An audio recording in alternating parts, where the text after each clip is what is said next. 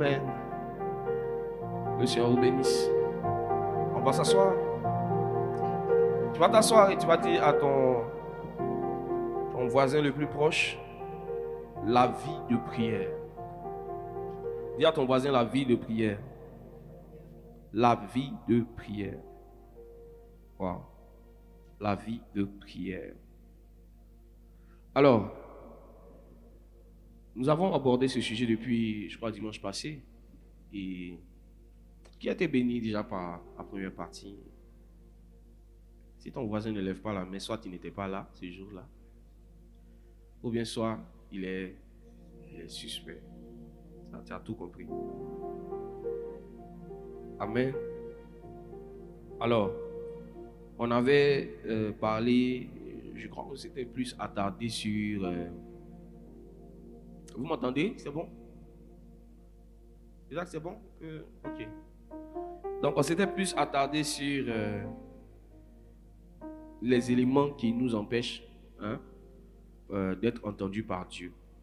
J'aimerais dire quelque chose. Il faut que vous sachiez que vous puissiez avoir l'esprit que dans la prière, lorsque vous vous adressez à Dieu, Dieu doit vous entendre.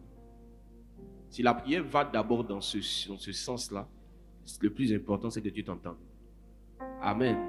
Voilà. C'est vrai que dans la prière, Dieu te parle. Mais si c'est toi qui dois t'adresser à Dieu, il faut que Dieu t'entende. Ça, c'est important. Si Dieu ne t'entend pas, frère, écoute, tu perds ton temps. Tu perds ton temps. Amen. Voilà. Donc, le plus important lorsqu'un homme s'adresse à Dieu dans la prière, c'est que Dieu puisse l'entendre. Très important. Amen. Alors, j'ai parlé de ça la dernière fois et j'ai dit que parmi les choses qui nous empêchent d'être entendus par Dieu, il y a ce principe selon lequel Dieu n'exauce point le pécheur. Et j'ai pris le temps d'expliquer cela. Je pense qu'on ne va pas revenir dessus. J'ai pris le temps de bien expliquer qu'est-ce que ça veut dire. Et j'ai dit que le pécheur, il est victime de quoi? Il est victime de l'hasard, du hasard et du soleil de Dieu. Amen. C'est bien. On sent que vous suivez. On sent que vous suivez. On va vous tester autant de questions-réponses. C'est la dernière fois là. Amen. Alors, donc, je vais aujourd'hui, au lieu d'aborder un nouveau point sur qu'est-ce qui peut t'empêcher de prier, je vais parler aujourd'hui de la vie de prière de Daniel. Et la prochaine fois, je vais aborder un nouveau point. Voilà. Parce que j'avais parlé de 3 choses. C'est ça? Donc, la prochaine fois, je vais aborder la deuxième chose et je vais parler de la vie de prière d'Élie. Aujourd'hui, je vais beaucoup m'axer sur la vie de prière de Daniel. Amen. Alors, j'avais défini la prière comme étant l'essence même de la spiritualité. Je disais qu'on ne peut pas parler de spiritualité sans prière. Donc, toutes les spiritualités ou les religions auxquelles vous avez affaire, il y a quelque chose qui va revenir toujours dans leur pratique, c'est la prière. Ils adressent une prière à une divinité. Amen. Donc, je disais que si quelqu'un dit qu'il est spirituel et qu'il ne prie pas, il n'est pas spirituel. Parce que la spiritualité prend tout son sens dans la communication entre un homme et une divinité. Amen. Amen. Alors, déjà, je veux vous parler aujourd'hui de la vie de prière de Daniel. Dis avec moi, Daniel. Daniel, un homme de prière. Alors, une chose que je veux vous faire remarquer, c'est que nous parlons de la croissance par la vie de prière et on va toucher des modèles de prière et on va simplement voir un peu comment ces personnes-là priaient. Des personnes qui ont expérimenté la croissance spirituelle, des personnes qui étaient puissantes dans la prière et je vais juste vous montrer à travers leur histoire, leur vie, comment ces personnes-là priaient pour expérimenter la croissance. Amen. Alors, on va étudier Daniel. Daniel, la partie où je parle de Daniel, c'est la vie de prière par l'esprit de sagesse. La vie de prière par l'esprit de sagesse. Daniel, on peut résumer sa vie de prière par l'esprit de sagesse. Élie, on peut la résumer par la manifestation de la puissance de Dieu. Lui, c'était un homme puissant. Vie de prière par le feu. et puis Jésus-Christ, la vie de prière par la crucifixion. Je vais parler de ça durant les deux prochains dimanches. Voilà. Donc aujourd'hui, je vais beaucoup parler de Daniel. Amen. Amen. Est-ce qu'il y a des Daniel ici? Amen. La première chose que je vais vous faire remarquer dans la vie de prière de Daniel, c'est que Daniel était un homme organisé. Dis avec moi, organisé. La vie de prière de Daniel, c'était une vie de prière où il avait inclus dans son mode de prière la sagesse de la planification et de l'organisation. Daniel ne priait pas, mes frères et sœurs, au hasard. Il ne priait pas comme la plupart d'entre nous, on aime le dire, selon l'esprit. L'esprit me conduit. Il faut que j'attende. Quand l'esprit me conduit, c'est là que je prie. Frère, si tu veux attendre que l'esprit chaque fois vienne sur toi pour te conduire, tu ne vas pas prier. Parce que ta chair est faible. Ton esprit est bien disposé, mais ta chair, elle est faible. Donc, il y a des fois où tu vas ressentir en toi que tu dois aller prier, mais ta chair va te dire, ta chair va toujours faire quelque chose pour t'empêcher de prier. Donc, si tu n'inscris pas la prière dans ton agenda, tu ne t'organises pas, tu ne te disciplines pas, tu ne vas jamais prier. Amen. Parce que ce n'est pas toujours lorsque le Saint-Esprit veut te conduire que ta chair veut se laisser conduire. La chair même a des désirs opposés à celle de l'esprit. C'est pour cela qu'il faut la discipliner par un principe d'organisation et de planification. Qui a un agenda de prière ici? Qui a un programme de prière bien défini? Waouh! Il faut corriger cela. Si vous voulez être des hommes de prière, il ne faut pas prier par « je me laisse conduire, je me laisse conduire ». Non, frère. En fait, l'esprit que tu as reçu t'enseigne toutes choses. Et l'esprit que tu as reçu là te donne la sagesse de comprendre que quand tu vois Jésus-Christ prier, tu vas voir que souvent, il se levait très tôt le matin pour prier. Vous allez voir que souvent, il allait sur la montagne. Les heures de prière et les jours de prière de Jésus étaient planifiés. Donc, quand on dit que l'Esprit de Dieu me conduit, est-ce que je peux vous donner une parenthèse sur cela? L'Esprit de Jésus, c'est l'Esprit de vérité. On est d'accord? Donc, quand on dit que le Saint-Esprit nous conduit, le Saint-Esprit ne peut pas te conduire en dehors de la vérité. Tu ne peux pas recevoir une conduite par l'Esprit qui est hors de la vérité. Jésus a dit, l'Esprit ne parlera pas de lui-même, mais il va prendre de ce qui est en moi. Donc, quand quelqu'un est conduit par l'Esprit, ce qu'il fait n'est pas hors de la parole. Ce qu'il fait est dans la parole. On ne peut pas utiliser le principe d'être conduit par l'Esprit pour désobéir à la parole de Dieu. Je répète. Si quelqu'un dit que je fais quelque chose conduit par l'Esprit, il faut qu'on puisse voir sa conduite par l'Esprit dans les Écritures.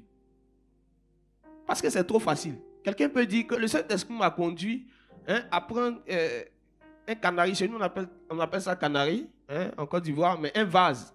L'Esprit de Dieu, quelqu'un dit, oui, l'Esprit de Dieu m'a conduit à prendre un vase et puis je dois casser les œufs dans le vase 3 fois. C'est une action prophétique.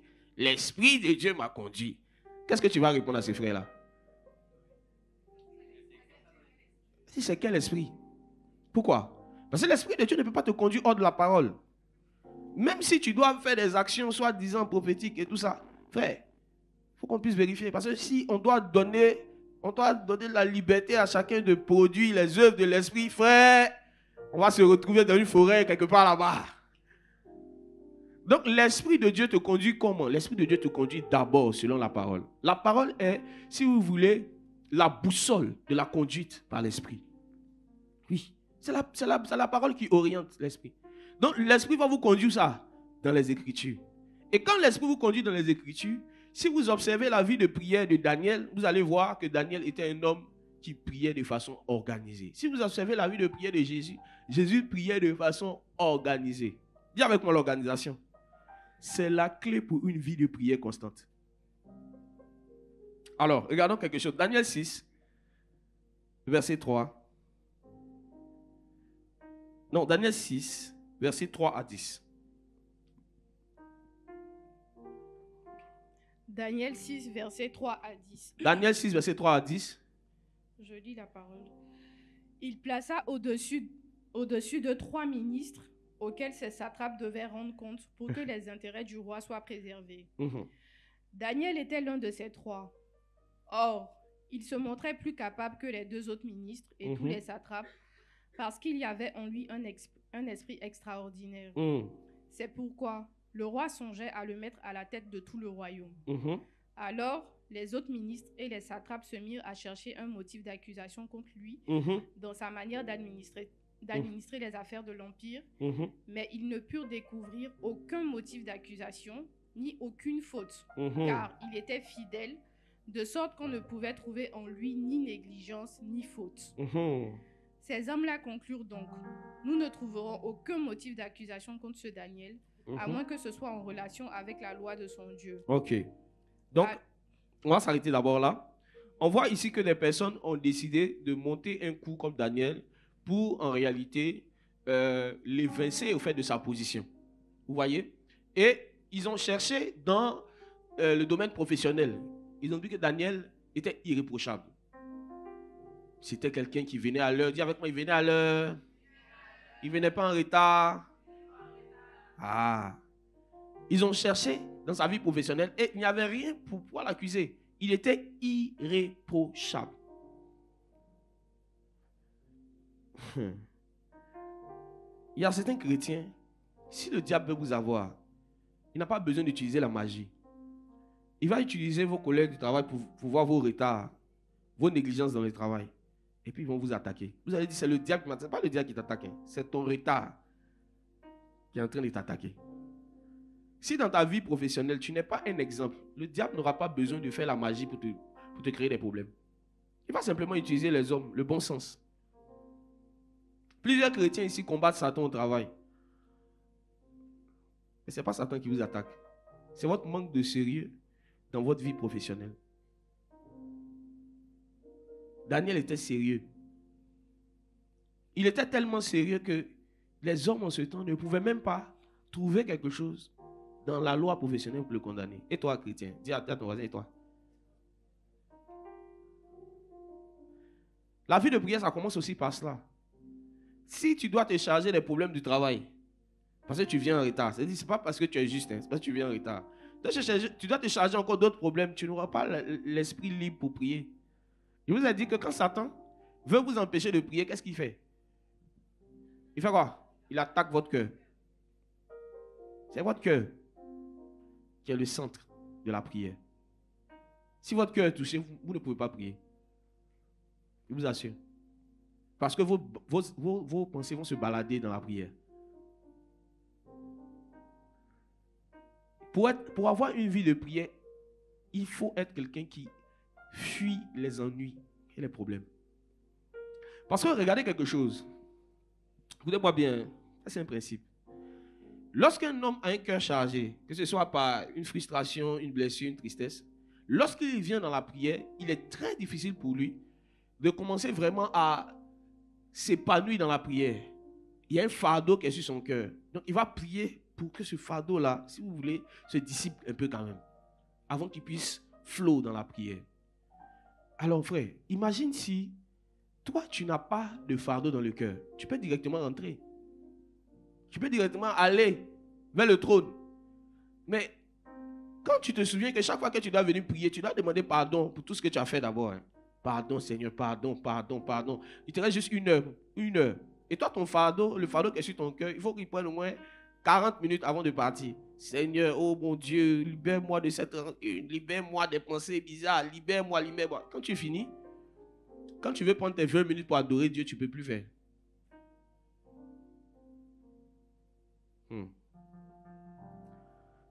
Au fait, chaque manque de pardon, chaque blessure que tu acceptes, ça bouffe ton temps de prière personnelle. Le temps que tu dois prendre pour adorer Dieu équivaut à ta capacité d'avoir un cœur libre pour l'adorer. Si ton cœur a en lui plusieurs fardeaux, pour adorer Dieu dans la prière, ce sera difficile. Quand vous voyez des personnes qui ont pour sujet de prière régulier, Seigneur donne, Seigneur fait, Seigneur donne, Seigneur fait, c'est parce que leur cœur est chargé. Quand ton cœur est déchargé de tout cela, tu peux mieux adorer le Seigneur dans la prière. Souvent, lorsque quelqu'un vous insulte, réfléchissez bien avant d'insulter la personne. Parce que si vous rentrez dans cette guerre-là, vous allez faire quelque chose, vous allez vous sentir mal. Quand vous allez aller dans la présence de Dieu pour monter dans la prière, vous êtes lourd. Vous dites, Seigneur, Père, Seigneur. En fait, donc, quand quelqu'un te blesse, lorsque tu veux réagir, dis-toi que, attends, celui-là, il risque de me faire de longues heures de prière pour monter en esprit. Donc, je préfère m'en abstenir. L'une des choses pour lesquelles vous devez garder votre cœur, c'est parce qu'un cœur qui est libre peut facilement vaquer à d'autres sujets de prière.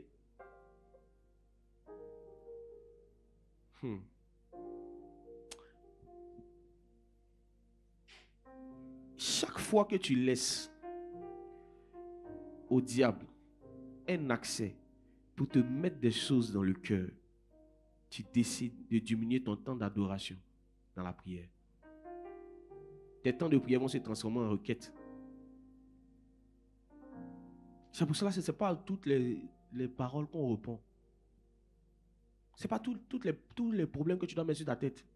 Tu ne pourras pas prier. Il y a certaines personnes, votre vie de prière est morte parce que le poids des accusations professionnelles à cause de votre retard sont là comme ça, sur votre tête comme ça. On ne pouvait pas accuser Daniel. Verset 10. Disons à partir du verset 10. Là-dessus, le roi Darius signa le décret portant l'interdiction. Quand Daniel apprit que ce décret avait été signé, il entra dans sa maison. Les fenêtres de sa chambre haute étant ouvertes en direction de Jérusalem 3 fois par jour. Il se mettait à genoux pour prier et louer son Dieu. Il continua à le faire comme auparavant. Ok.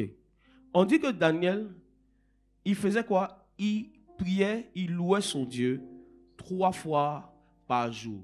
Et il est clair ici qu'on nous dit qu'il le faisait comme il le faisait auparavant, dans d'autres versions.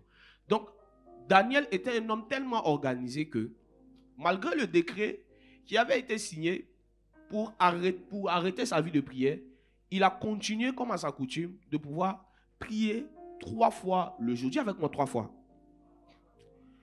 La vie de prière n'est pas le résultat de « je suis conduit par l'esprit ». Quand vous regardez la vie de Daniel, ce n'est pas que c'est l'esprit qui lui disait « va prier à telle heure, va prier à tel moment ». Daniel avait résolu en lui-même d'avoir une coutume, c'est de prier 3 fois par jour. L'organisation. Deuxième chose que vous pouvez voir ici, c'est que il était organisé en termes de fréquence. T'as dit quoi? Ce n'est pas juste qu'il prie aujourd'hui jeudi. Il prie jeudi à partir de telle heure. S'il prie le matin, il prie à midi et il prie le soir. Donc, dans l'organisation de ta vie de prière, tu ne dois pas dire juste « je prie jeudi » et puis ne pas définir l'heure. Tu veux croire dans la vie de prière? Je te donne des choses pratiques. Amen. Regardez quelque chose. Une chose que moi j'ai comprise, pour tout ce que tu veux faire de façon constante, qui veut avoir une vie de prière qui ne s'arrête pas. Ok. Il y a 2 choses importantes que tu dois faire pour pouvoir achever tout ce que tu commences. Certains ont ce problème-là. Vous commencez, mais vous n'arrivez pas à terminer. Il y a 2 choses. Dis avec moi 2 choses importantes pour terminer tout ce que tu commences. La première chose, c'est la sagesse de l'organisation. La deuxième chose, c'est la force de la discipline. La sagesse de l'organisation te permet de pouvoir planifier les choses. Ce que tu planifies, tu arrives facilement à le faire ou tu arrives facilement à savoir que tu ne l'as pas fait. Quand votre vie de prière est une vie de prière planifiée, vous pouvez facilement savoir que vous n'êtes plus dans le lieu de la prière ou vous n'avez pas fait ce que vous avez planifié. Donc la planification donne la capacité de pouvoir faire un bilan, la capacité de pouvoir observer pour ne pas que quelque chose vous échappe. Oui. Si on demande à quelqu'un ici, quelle est la dernière fois où tu as fait 2 heures dans la prière? Ce sera difficile pour certains d'entre vous de répondre. Parce que soit quand vous priez, soit vous ne comptabilisez pas les heures, mais vous n'avez pas forcément un programme de 2 heures dans la prière. La sagesse de l'organisation. Maintenant, à la sagesse de l'organisation, il faut appliquer la force de la discipline. Tiens avec moi la force de la discipline. Au fait, la force de la discipline, c'est, si vous voulez, ce caractère-là qui fait que vous vous efforcez de faire ce que vous avez décidé de faire, ce que vous avez planifié. Au fait, un homme de prière est un homme qui va user de violence sur son temps. Violence dans ses conversations qui excède, vous voyez, le temps qui a été défini. Je donne un exemple. Normalement, toi, tu pries à 22h. Et puis, à partir de 21h40, quelqu'un t'appelle. Frère, tu as combien de minutes pour gérer cet appel? Si tu dois prier à 22h, combien de minutes? 20 minutes. Ça, c'est l'erreur. 30 secondes. Ça, c'est la bonne chose. 1 minute ou 5 minutes maximum. Pourquoi? Parce que, au fait, pour pouvoir avoir une bonne vie de prière, mes frères et sœurs, le temps de prière se prépare. Pour pouvoir avoir, soit, je dirais, voilà, une qualité dans l'intimité, le temps d'intimité se prépare. Tu sais que tu dois prier à 22h. C'est à 22h que tu commences maintenant à monter, frère. Souvent même, tu fais 5 minutes, 10 minutes, tu sens que tu n'es pas encore dans la chose. Arrivé, c'est à partir des 30 minutes que tu sens vraiment que tu es en train de monter dans l'esprit. Oui. Donc, qu'est-ce que tu fais? Tu dois prier à 22h. Tu commences 20 minutes avant. Les 20 minutes là, tu peux adorer, tu peux chanter, mais c'est vraiment, c'est-à-dire que tu ne dis pas que tu vas commencer à 22h. Pour ne pas, au fait, manquer d'exploiter tout le temps qui est devant toi, commence 20 minutes avant. La force de la discipline. La force de la discipline va faire qu'il y a certains amis qui vont vous fuir. Parce que vous n'avez pas le temps. Vous devez prier. Daniel a dit, mais écoutez, peu importe ce qui se passe, hein, si on doit nous arrêter ou pas, moi, j'ai une discipline de prière, je dois la respecter. Si vous voulez avoir une vie de prière comme Daniel, vous voulez croire dans la prière, vous êtes obligé de discipliner vos relations. Vous êtes obligé de discipliner le temps que vous passez au téléphone avec certaines personnes. Vous êtes obligé de discipliner votre propre temps.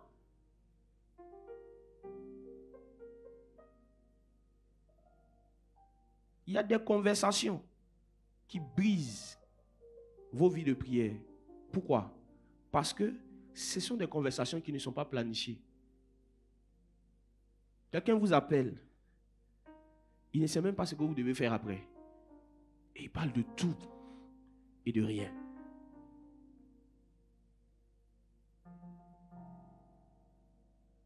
Quelqu'un lance votre appel comme ça. Vous ne savez même pas de quel esprit la personne est animée. Allô, ça va? Comment tu vas? Je vais bien. Et là-bas? Ça va bien? Et la journée? Frère, regarde.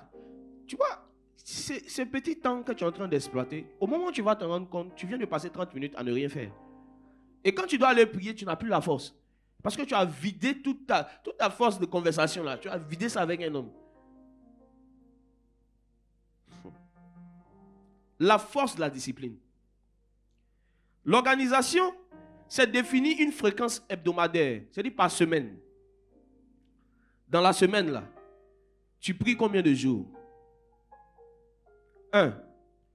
À quelle heure tu pries? 2. 3.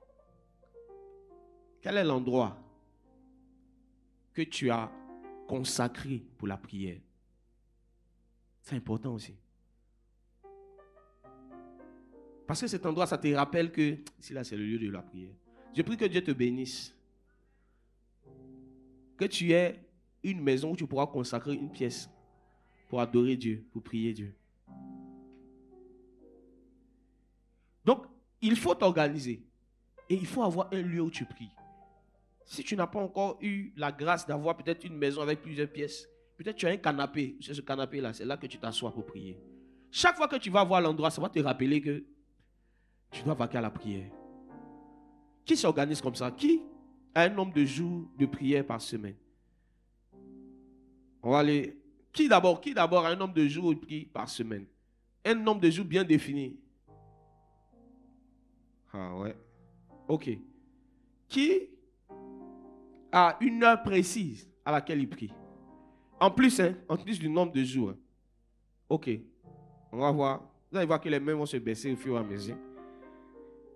Qui a un endroit qui réserve pour prier? Même si c'est un canapé, même si c'est une pièce dans le salon, il y a certaines, c'est la cuisine. Je vois quelqu'un ici, c'est la cuisine. Il y a ton lieu de prière.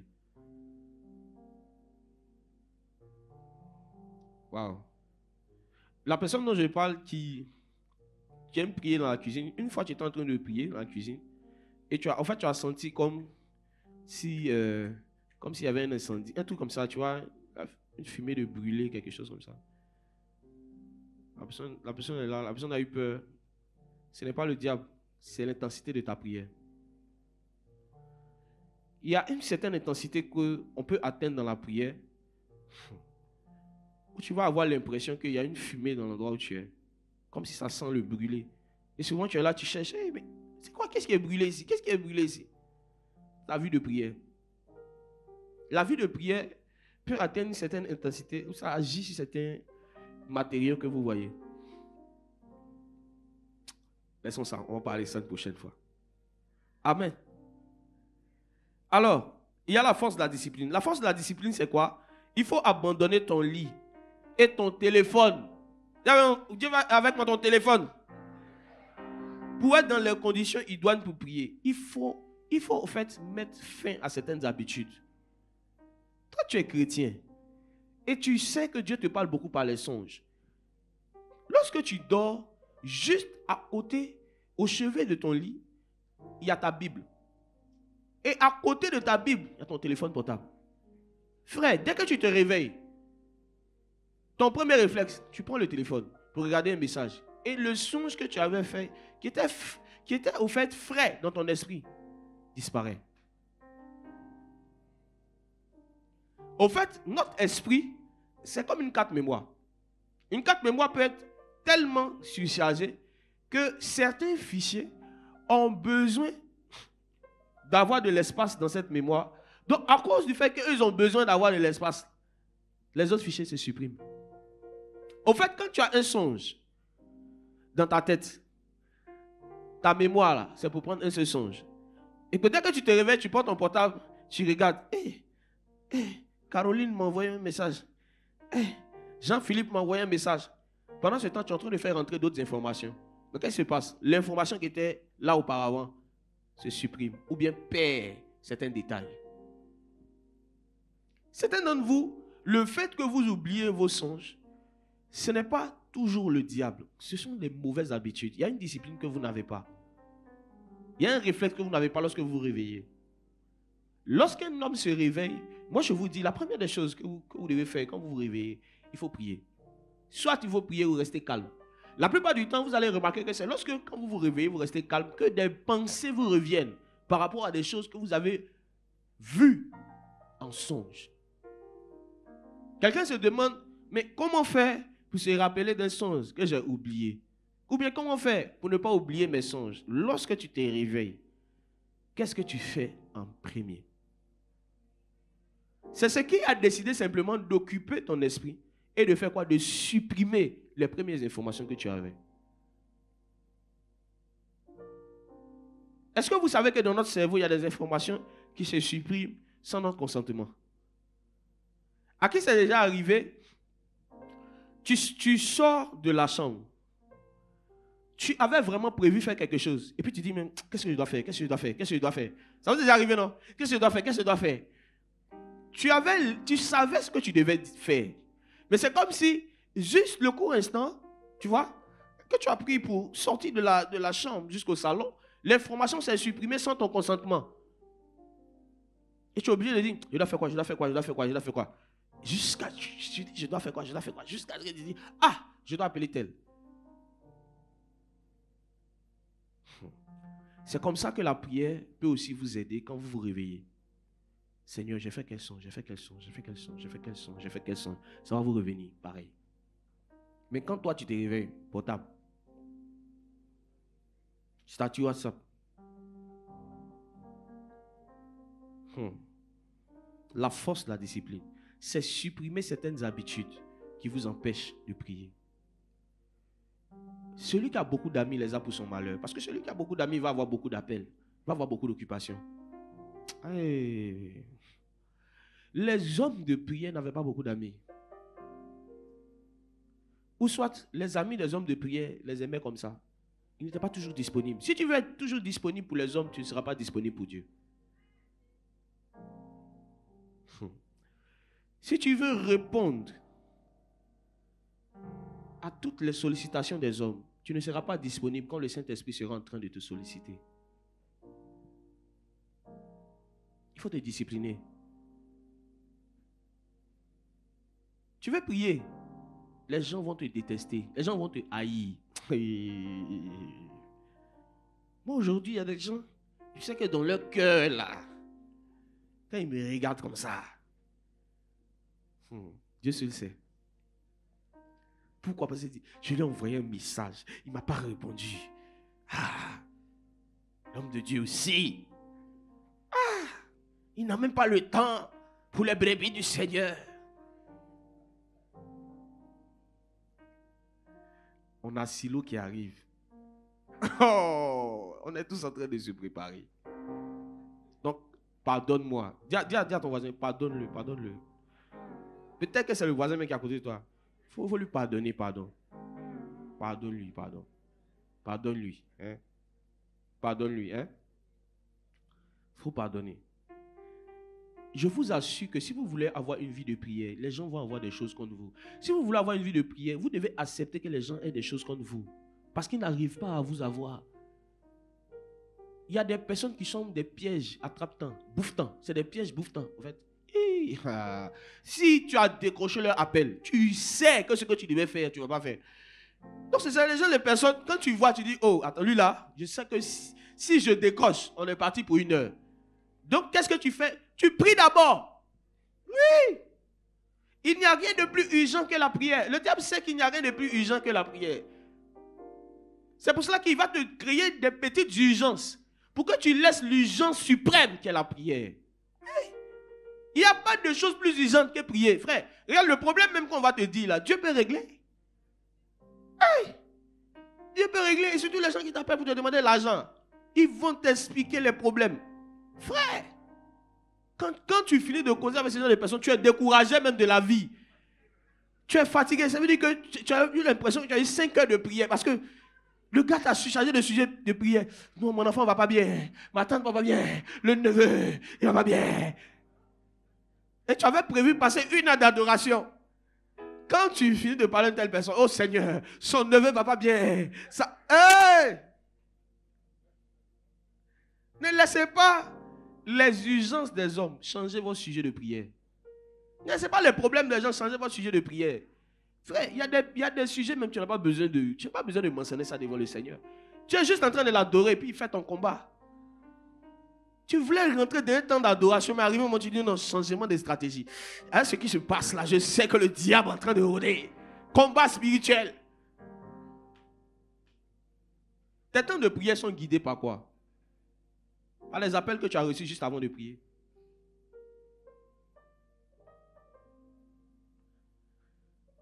Dans les lois de la croissance spirituelle, le Seigneur permettra qu'on touche le côté du sacrifice. Ce sera ça qu'on va toucher après. La vie de prière par le sacrifice, la croissance spirituelle par le sacrifice. Il faut faire des sacrifices d'amitié si tu veux être un homme spirituel. Il faut faire un sacrifice en termes d'occupation si tu veux être un homme spirituel. Quand tu veux être un homme spirituel, tu vas faire des sacrifices. Les gens vont te haïr. Ce qui fait que plusieurs ne sont pas spirituels, ce n'est pas parce que vous ne voulez pas être spirituel. Mais vous voulez être en même temps spirituel et puis être aimé par tout le monde. Avoir du temps pour tout le monde. Avoir tout le monde à côté de vous, ce n'est pas possible. Ce n'est pas possible. Un homme spirituel, arrivé un moment, il doit se détacher.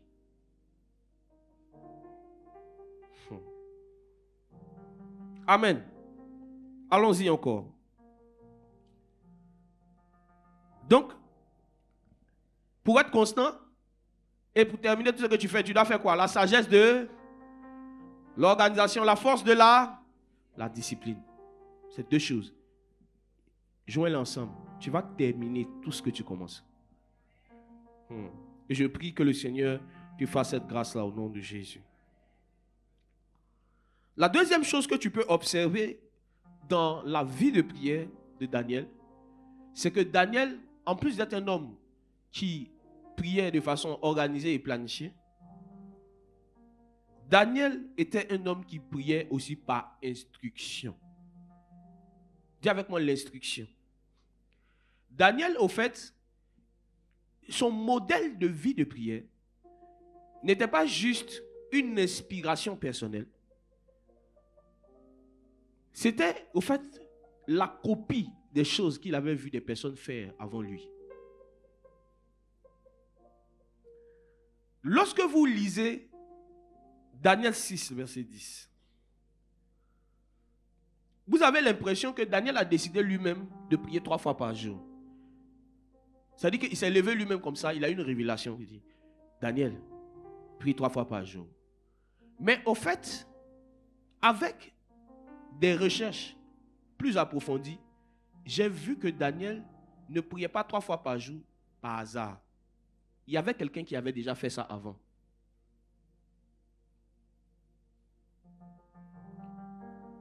Comment faire pour attirer des mêmes expériences spirituelles qu'un homme antique dans la Bible a vécu avant toi? Il faut pratiquer les mêmes choses. Si tu veux expérimenter ce que Élie a expérimenté, il faut pratiquer les choses que Élie a expérimentées. Parce qu'une pratique spirituelle qui est reproduite à la perfection attire les mêmes expériences spirituelles. Si vous voulez vivre ce que David a vécu dans l'adoration, ayez les mêmes pratiques que David. Je ne connais pas de chrétien qui reçoit beaucoup de chants nouveaux, qui ne sait pas jouer d'un instrumental, qui ne sait pas jouer d'un instrument de musique. Je ne connais pas. Des gens qui reçoivent régulièrement des chants nouveaux, ce sont des gens qui jouent des instruments. Pourquoi? Ce n'est pas une pratique nouvelle. Cette pratique-là était là depuis David. David recevait des chants nouveaux parce que c'était aussi quelqu'un qui était disposé pour recevoir des chants nouveaux. Mais c'était parce qu'il était aussi un instrumentiste. Je vous dis la vérité. Si tu sais que Dieu te fait recevoir beaucoup de chants nouveaux, ne cherche pas seulement à savoir chanter, il faut chercher à savoir jouer. Parce que c'est plus quand tu joues seul que le Saint-Esprit va te donner des inspirations. Donc, quelqu'un qui est là, qui refuse d'apprendre un instrument de musique, et puis moi, si je chante, tes chants là, tu ne vas pas recevoir beaucoup. C'est un principe. Au fait, dans la Bible, chaque principe a été établi pour que, au fait, nous puissions reproduire à coup sûr les mêmes résultats. Tu veux vivre ce que Élie a vécu. Regarde ce que Élie a fait. La Bible dit que, au fait, ces personnes-là dans Hébreu, la Bible dit qu'ils ont été pour nous des modèles. Les Anglais vous disent patterns. Ils ont été pour nous en réalité des moules, pour nous montrer comment il faut marcher avec Dieu pour vivre certaines expériences. Tu veux marcher dans les miracles, il y a le modèle dans la Bible. Tu veux vivre des expériences avec les anges de Dieu, il y a des modèles dans la Bible. En fait, pour tout ce que tu veux vivre, c'est pour ça que la méditation est importante. Tout ce que tu veux expérimenter avec Dieu, il n'y a pas d'autre secret que de voir ce que Jésus-Christ a fait avec les personnes hier. Parce que la Bible dit qu'il est le même hier, aujourd'hui, éternellement. Donc, s'il a pu donner à Daniel la compréhension de tous les songes, parce qu'il priait 3 fois par jour à genoux, je vais en parler. Ça veut dire que si un homme décide de dire, je vais prendre au fait une semaine et je vais prier 3 fois par jour, tu vas comprendre les songes et les prophéties de façon simple. Pourquoi? Parce que ce sont les mêmes habitudes spirituelles qui attirent les mêmes grâces. Il n'y a rien de secret qui ne doit être dévoilé, frère. Tout a été mis dans la Bible. Tout a été mis dans la Bible. Tout a été mis dans la Bible. Seigneur, je sens que la manière dont tu as marché avec Élie, tu veux marcher avec moi comme ça. Alors qu'est-ce que tu dois faire? Va lire l'histoire d'Élie. Vois ce qu'Élie faisait. Fais pareil.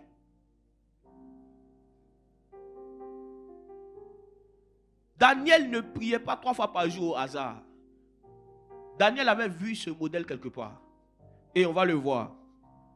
Allons-y ensemble. Dans 1 Roi,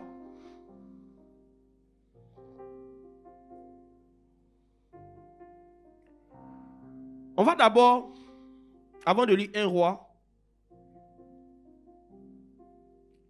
on va observer, relisons ensemble Daniel 6, verset 10. Regardez quelque chose. Oh. Là-dessus, le roi signa le décret portant l'interdiction. Quand Daniel apprit que ce décret avait été signé, il entra dans sa maison. Les fenêtres de sa chambre haute étant ouvertes en direction de Jérusalem. Ok, on dit que les fenêtres de sa chambre étaient ouvertes en direction de d'où?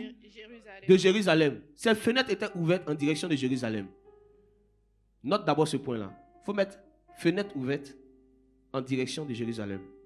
Pourquoi les fenêtres étaient ouvertes en direction de Jérusalem? Ce n'était pas une nouvelle pratique.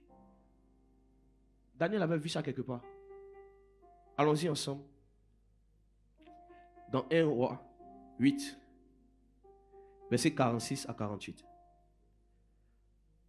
1 Roi 8, verset 46 à 48. Les fenêtres ouvertes en direction de Jérusalem. Ah, my God. Lisons. 1 Roi 8, verset 46 à 48. Il se peut qu'il commette un péché contre toi. Il se peut que le peuple... Ici, c'est la prière de Salomon. Donc, Salomon est en train d'expliquer quelque chose. Seigneur, il est en train de parler à Dieu. Il dit, Seigneur, il se peut que le peuple pêche contre toi. Allons-y. Car, quel est l'homme qui ne commet jamais de péché? Alors, tu seras irrité contre eux. Tu les livreras au pouvoir de leurs ennemis. Tu vas les livrer au pouvoir de leurs ennemis. Qui les emmèneront en captivité dans un pays ennemi. Ok. Salomon dit, il est en train de prier, mais il est en train de prophétiser. Dis avec moi prophétiser. Au fait, il dit, Seigneur, j'ai fait le temple, mais il se peut que ton peuple pêche. Et lorsqu'ils vont pécher, il se peut que tu sois irrité contre eux et que tu les emmènes en captivité. N'est-ce pas la condition de Daniel? Vas-y. Dans un pays ennemi proche ou lointain. Rapproche-le. Dans un pays ennemi proche ou lointain. Dans un pays ennemi proche ou lointain. Daniel était loin d'Israël, n'est-ce pas? Et c'était un pays ennemi dans lequel il était, n'est-ce pas? Allons-y. S'ils se mettent à réfléchir dans le pays où ils auront été déportés. S'ils commencent à méditer, à réfléchir dans le pays où ils seront déportés. Daniel n'était pas déporté, il était déporté, n'est-ce pas? Allons-y. S'ils reviennent en arrière. S'ils reviennent en arrière, ils se repentent. Et t'adressent leurs supplications. Dans le pays de leurs vainqueurs et qu'ils disent. Nous avons péché. Nous avons mal agi.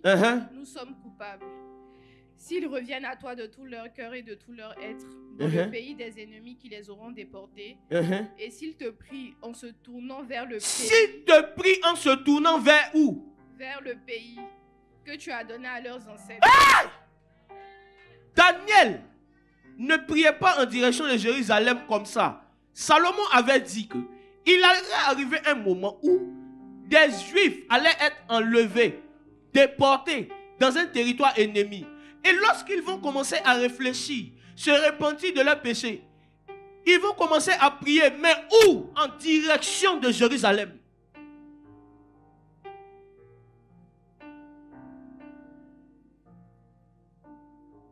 Daniel ne priait pas les portes, les fenêtres en direction de Jérusalem. Par hasard, Salomon avait parlé de cela. Termine le verset. Vers la ville que tu as choisie. Vers la ville que tu as choisie. Et vers le temple que j'ai construit en ton Et vers le temple que j'ai construit. Alors, depuis le ciel. La demeure où tu habites. La demeure où tu habites. Veuille écouter leurs prières et leurs supplications. Et défendre leur cause. Il dit que si quelqu'un est dans une situation où il est dans un pays étranger, comme toi et moi, et qui vit des difficultés, si ces difficultés sont causées par son péché, il doit se repentir. Maintenant, qu'est-ce qu'il doit faire? Il doit prier en direction de la ville sainte Jérusalem. Donc Daniel savait qu'il était sûr de reproduire les mêmes résultats parce que c'était déjà mentionné dans les Écritures. Il y a des choses que tu fais avec Dieu, c'est au hasard. C'est pour cela que tu reproduis aussi des résultats au hasard. Tu cherches Dieu au hasard. C'est pour ça que le Seigneur te visite au hasard. Frère, les choses de Dieu sont aussi dans certains domaines comme les mathématiques. Salomon avait fait la formule. Il dit, si un enfant de Dieu se retrouve dans un territoire ennemi et que cet enfant de Dieu prie en direction de Jérusalem, Seigneur, du haut des cieux, écoute-le et intervient. Il y a des situations pour lesquelles la solution, ce n'est pas seulement la prière, c'est le jeûne plus la prière. Il y a des situations, la Bible nous montre qu'il y a des personnes qui voulaient avoir des réponses par rapport aux problèmes qu'il y avait dans leur tribu. Wow. Daniel n'était pas seulement en train de prier pour lui, il était en train de prier pour le peuple juif qui était en captivité. N'est-ce pas que certains d'entre nous, on a des familles qui sont sous le poids de certaines malédictions familiales? Mais frère, est-ce que tu fais comme Daniel? Est-ce que tu pries 3 fois par jour en direction de ta famille? Seigneur, j'ai prié, mais je ne vois que les choses ne se passent pas comme je veux, comme la prière le mentionne. Mais est-ce que tu as reproduit la formule? Dis avec moi la formule. La formule. Daniel priait pour la libération de sa famille. Daniel priait pour la libération de tout un peuple. La Bible dit qu'il priait 3 fois le jour. Et il priait 3 fois le jour. Dans quelle position? À genoux. À genoux. À genoux. Regardez, même là encore, Daniel a copié. Lis le verset 54. Daniel ne priait pas aussi à genoux par hasard. C'est parce qu'il a vu quelqu'un faire ça. Or, lorsque Salomon eut terminé toute cette prière de supplication, il se releva devant l'autel. Hey! Il se leva devant l'autel. Il se releva devant l'autel. Où il était resté agenouillé. Où il était resté? Agenouillé. Où il était resté agenouillé. Les mains levées vers le ciel. Oh my God. Donc Daniel priait 3 fois le jour, à genoux, en direction de Jérusalem. Il reproduisait le modèle que Salomon avait fait avant lui. Tu veux avoir une vie de prière comme Élie. Qu'est-ce que Élie faisait? Tu veux avoir une vie de prière comme Daniel. Qu'est-ce que Daniel faisait? Tu veux avoir une grâce par rapport aux affaires, par rapport à l'administration des affaires des autres, comme Joseph. Qu'est-ce que Joseph faisait? Frère, tu veux vivre les miracles comme Jésus-Christ. Qu'est-ce que Jésus-Christ faisait? Au fait, dans le monde spirituel, il n'y a rien de nouveau sur le soleil. Ce qui a été, c'est ce qui est et c'est ce qui sera. Vous ne pouvez pas reproduire les mêmes résultats que Christ dans votre vie spirituelle, dans votre ministère, si vous ne faites pas les mêmes choses que Christ. Vous ne pouvez pas, mes frères et sœurs, avoir un ministère d'impact comme Paul, si vous ne faites pas les mêmes choses que Paul. Car en fait, dans le monde spirituel, les mêmes causes produisent les mêmes effets. Je sens que l'esprit de Jérémie sur ma vie. Qu'est-ce que Jérémie a fait? On m'a dit que j'ai l'onction de David sur moi. Qu'est-ce que David a fait? Qu'est-ce que David a fait que je peux reproduire? Qu'est-ce qu'il a fait que je peux reproduire pour obtenir les mêmes résultats? L'apôtre Paul disait comme ça à raison. soyez mes imitateurs. Comme je le suis moi-même de Christ. Je peux vous dire un mystère.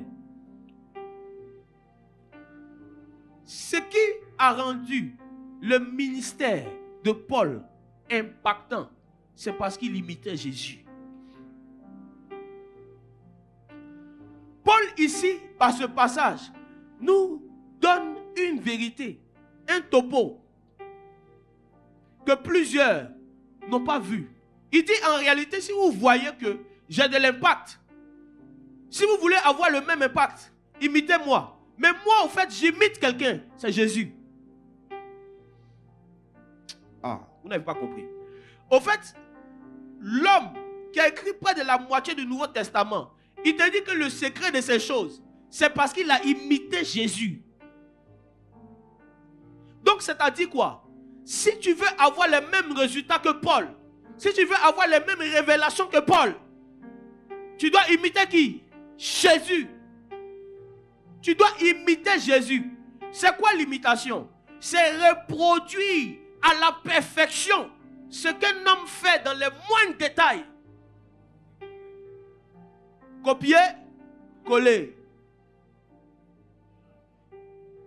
Donc ça veut dire que si Paul imitait vraiment Jésus comme il le dit, ça veut dire que lorsque Jésus-Christ a été baptisé d'eau, l'Esprit l'a conduit dans le désert pour 40 jours. Paul aussi a fait 40 jours.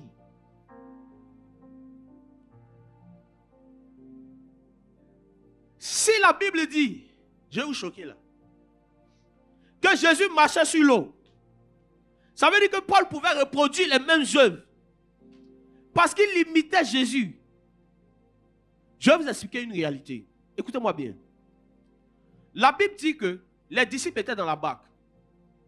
Et pendant qu'ils étaient dans la barque, Jésus-Christ de Nazareth venait en marchant sur les eaux. Et l'apôtre Pierre, voyant Jésus, a dit ceci: si c'est toi,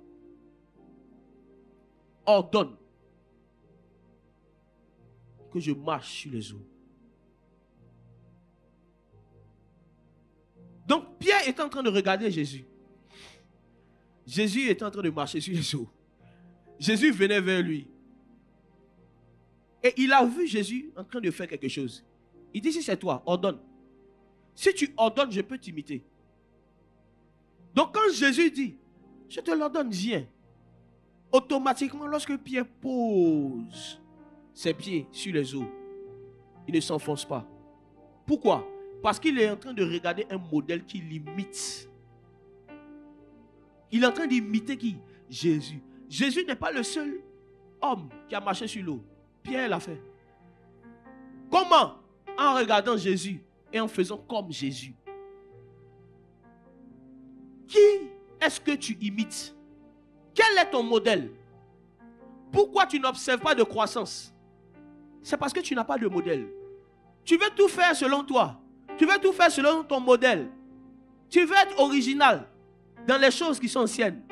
Frère, un homme antique, c'est un homme qui n'est pas original. Si on dit il est antique, c'est par rapport à quelque chose qu'on a déjà observé. Je veux être un homme de l'esprit. Frère, il y a eu des hommes de l'esprit avant toi. Et l'homme de l'esprit par excellence, qu'il y a existé de tous les temps, le modèle par excellence, Jésus-Christ de Nazareth. Quel est ton modèle, frère? Quel est ton modèle, frère? Qui est-ce que tu imites? Qui est-ce que tu suis? Tu ne suis personne. On ne peut pas te dire, va ici, tu vas aller là. Tu veux aller à droite. On dit, non, va à gauche. Tu veux aller forcément à droite. Frère, tu ne vas pas avoir les mêmes résultats. Dans le monde spirituel, on a des résultats en imitant.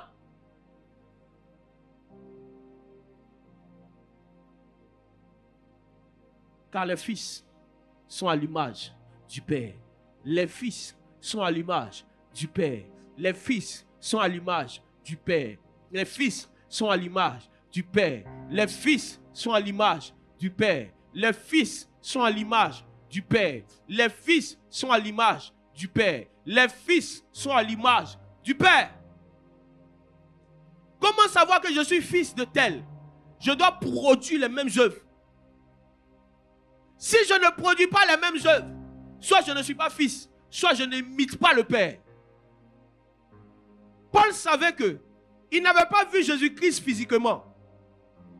Mais parce qu'il avait eu une rencontre avec l'Esprit de Jésus. Parce qu'il avait eu une rencontre avec l'Esprit de Jésus. Il s'est dit, je ne veux pas créer mon propre ministère. Je ne veux pas créer de nouvelles révélations. Je veux marcher sur les traces de Jésus. Je veux expérimenter ce que Jésus a expérimenté. Et il a commencé à marcher sous les pas de Jésus.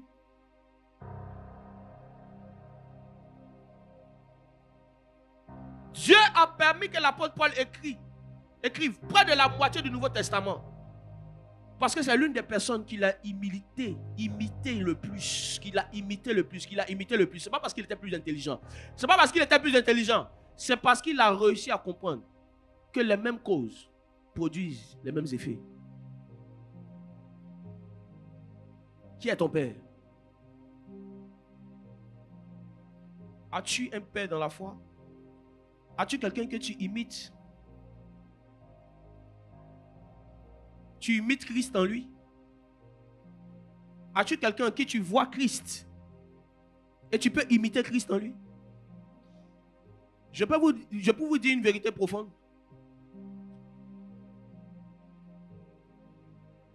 Paul a imité Christ. Maintenant, les enfants de Paul devaient imiter Christ en Paul. Maintenant, tu veux imiter Christ? Tu veux être nouveau? Non. Tu dois aussi imiter Christ en quelqu'un. Paul dit, soyez mes imitateurs, comme je le suis de Christ. Maintenant, toi, tu veux trouver ta propre voie. Tu veux faire les choses selon toi. Alors que tu n'es pas sorti de toi-même. Tu es sorti de quelqu'un. Paul dit, vous, en ce qui vous concerne, imitez Christ en moi.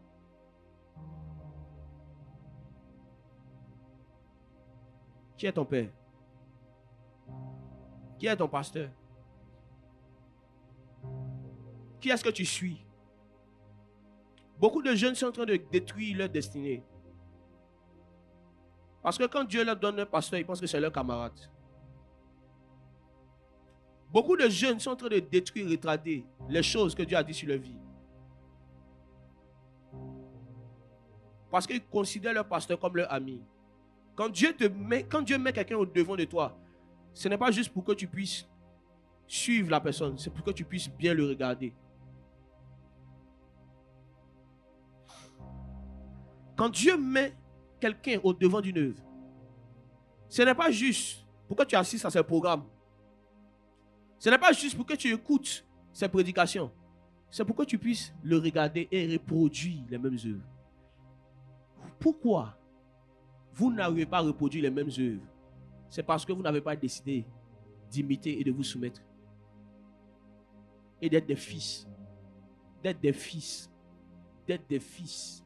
Dans le monde spirituel, tu ne peux pas reproduire autre chose que l'œuvre de ton père. Et si tu n'as pas de père, tu ne peux rien reproduire. Tu ne peux rien reproduire, tu ne peux rien reproduire. Parce que les fils sont à l'image du père. Toi, tu n'es pas à l'image de quelqu'un. Je trouve normal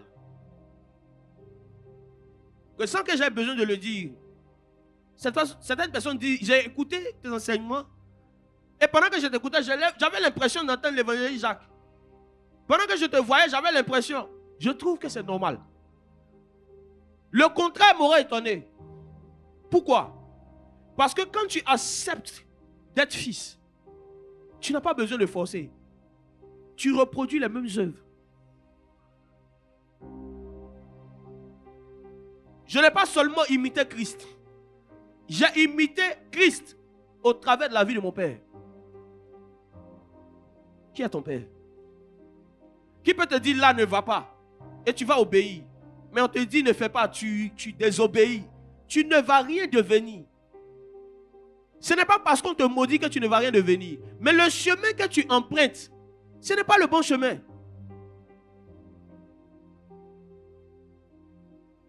Qui est ton pasteur? Qui est ton père?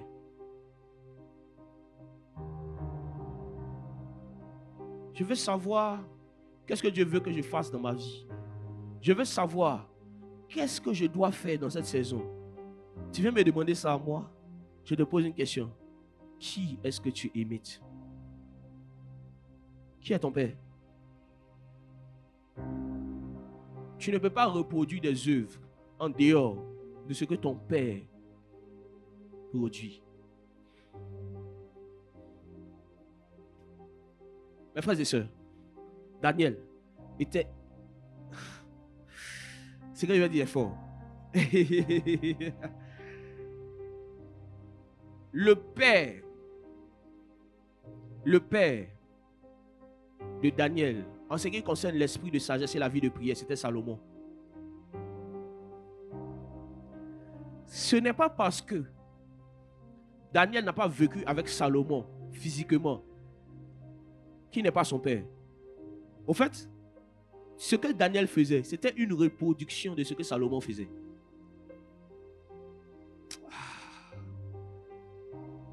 Daniel a été engendré par la manière de prier de Salomon. Ton père, ce n'est pas forcément celui qui était présent avec toi physiquement. C'est celui aussi au travers de son enseignement, de sa vie, qui t'a engendré dans les choses de Dieu. Il peut avoir participé à ta conversion. Il peut avoir, mes frères et sœurs, joué un rôle prépondérant dans ta destinée. Mais c'est quelqu'un de qui aussi tu as pu observer le modèle et tu as observé les résultats dans ta propre vie. Si tu imites quelqu'un et que tu n'arrives pas à reproduire les mêmes œuvres, c'est parce que ce n'est pas ton père. Paul dit à ses enfants dans la foi, imitez-moi. Imitez-moi. Vous allez voir si vous n'allez pas produire les mêmes œuvres. Et la Bible dit que le territoire de Corinthe, les bien-aimés qui étaient là-bas, ils excellaient dans tous les dons spirituels. Ils excellaient, comme Paul lui-même excellait dans tous les dons spirituels. Paul même va parler avec eux, il va dire, mais il y a des dons qui sont répandus de façon abondante parmi vous. C'est ces mêmes gars qui disent, je désire vous voir et vous communiquer quelques dons. C'est parce qu'ils étaient tellement à l'image qu'ils disent, en tant qu'un père, je dois vous communiquer quelque chose. Si je vous vois et je prie pour vous, vous allez recevoir. Parce que vous êtes des fils. Ce qui fait que les gens t'imposent les mains que tu ne reçois pas, c'est parce que tu n'es pas fils. Au fait, je peux vous expliquer une réalité spirituelle. Est-ce que vous êtes prêts? Dans le monde spirituel, on hérite par filiation. Tu ne peux pas recevoir l'héritage du papa de quelqu'un d'autre. Ce n'est pas possible. Tu ne peux pas recevoir l'héritage du papa de quelqu'un d'autre. Ce n'est pas possible. Donc, si tu veux avoir un héritage, il faut être fils. La Bible dit que, même nous-mêmes, qu'est-ce qui fait qu'on peut chasser les démons au nom de Jésus? C'est parce qu'on est quoi? On est co-héritier avec Christ. C'est-à-dire quoi? L'héritage de Christ, là, on bénéficie de cet héritage au même titre lorsque nous devenons fils. Donc, tout ce que nous vivons en termes de manifestation de l'onction, ce n'est pas le fruit de notre jeûne et de notre prière. C'est le fruit d'un héritage. C'est d'abord le fruit d'un héritage avant autre chose. Donc, quand quelqu'un n'est pas fils de Dieu et il désire parler en langue, il désire prendre l'héritage de quelqu'un qui n'est pas son père. Quand quelqu'un n'est pas né de nouveau et il désire marcher dans la sanctification, il désire prendre l'héritage de quelqu'un qui n'est pas son père. Pourquoi certains essayent de se sanctifier mais n'arrivent pas?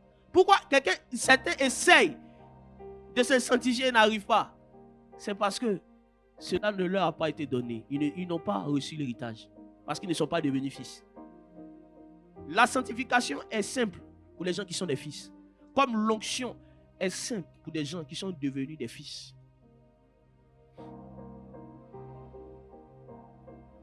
Qui est ton père? Qui est-ce que tu imites? Qui est-ce que tu regardes? Quelle est la personne que Dieu a placée devant toi, que tu dois observer? Si tu as réussi à voir cette personne, tu vas recevoir non pas l'onction qui est sur sa vie, mais le double de l'onction qui est sur sa vie. My God. La Bible dit, Élie et Élisée, Je disais ça hier à mes frères de Rabat. Que Dieu vous bénisse. Hier, c'était un bon moment. Je me suis réveillé hier dans la matinée et un ange, comme un vent, a soufflé à mon oreille. Il dit, est-ce que tu sais que l'onction que Élisée a reçue, il a reçu sans imposition des mains?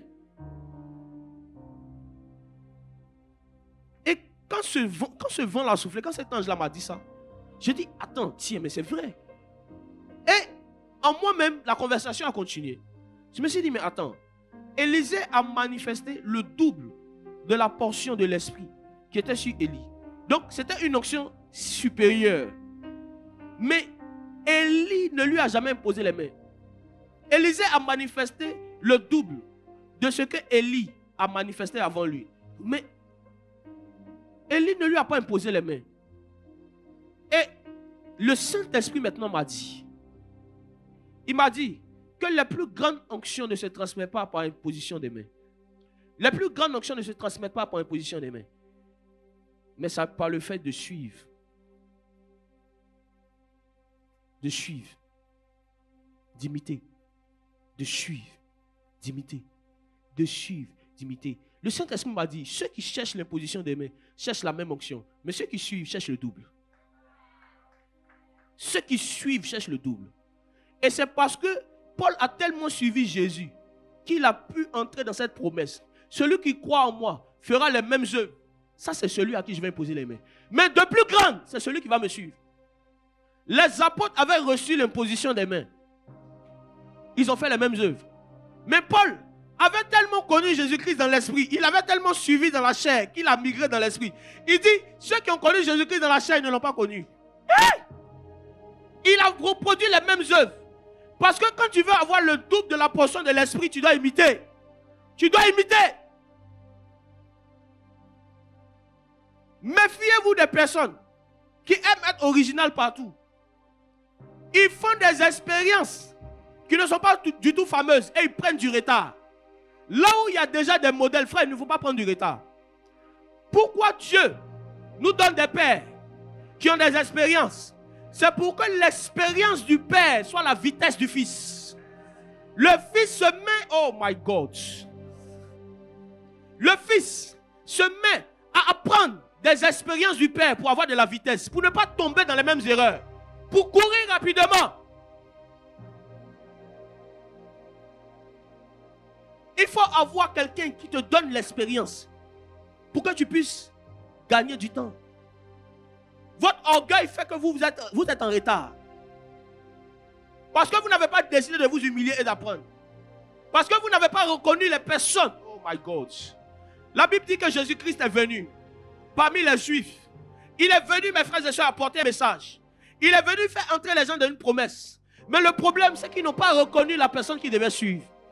Le problème des Juifs, ce n'est pas qu'ils n'ont pas reconnu seulement Jésus-Christ. C'est parce que Jésus-Christ était la personne qu'ils devaient suivre. Il était moins âgé qu'eux. Il n'avait pas de diplôme. Il n'avait pas, mes frères et sœurs, un regard, un visage pour attirer les regards. Mais c'était lui que Dieu avait placé, qu'il devait suivre pour entrer dans leur destinée. Et je te dis de la part du Seigneur, si tu n'arrives pas à reconnaître les personnes que Dieu a placées devant toi pour te faire entrer dans ta destinée, tu vas échouer avec mention très bien. Tu vas échouer avec la Torah en main. Les Juifs avaient la Torah entre les mains. Ils avaient les Écritures entre les mains. Ils avaient la foule autour d'eux. Et ils n'ont pas reconnu. Wow. Veillez sur les gens. Ils n'ont pas reconnu. Ils n'ont pas reconnu celui que Dieu avait mis devant eux pour les suivre, qui devaient suivre. Même si tu as la Bible, même si tu as tout, et tu n'arrives pas à voir un homme par lequel tu vas voir Dieu, et que tu vas suivre, tu vas t'égarer. Dieu passe toujours par des hommes pour faire des hommes. Veillez sur les gens. Je vois comme des boules de feu qui vont tomber sur plusieurs comme ça pendant que nous sommes en train de... Wow.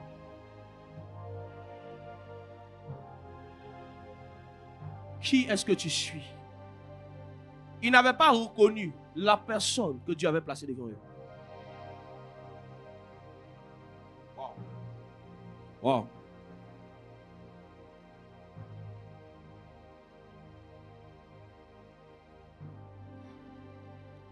Daniel arrivait à expliquer tous les songes. Daniel arrivait à expliquer toutes les visions. Parce qu'il était le fils de Salomon. Parce qu'il avait imité Salomon. C'est pour cela qu'il a fait mieux que Salomon.